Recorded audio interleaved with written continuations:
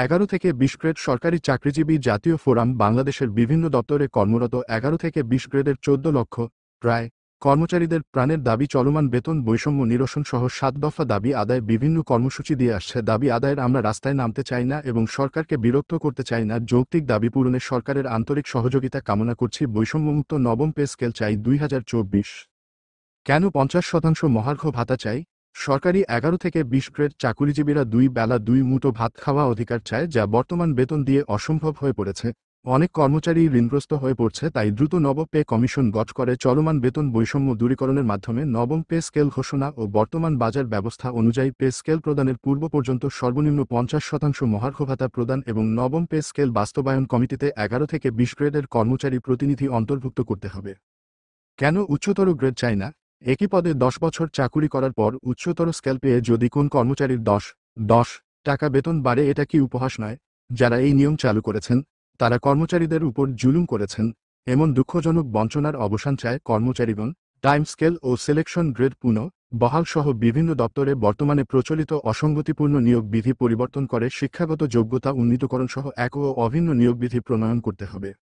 কাজে আগ্রহী করতে পদোন্নতি চাই। কেন? ব্লকপোস্ট প্রথা বিলুপ্ত করে সকল পদের সমহারে পদোন্নতি প্রদান, আউটসোর্সিং প্রথা বাতিল সহ সরকারি বিভিন্ন দপ্তরে 5 বছরের অধিক সময় ধরে কর্মরত সকল প্রকল্প অনিয়মিত কর্মচারীদের নিয়মিতকরণ করতে হবে।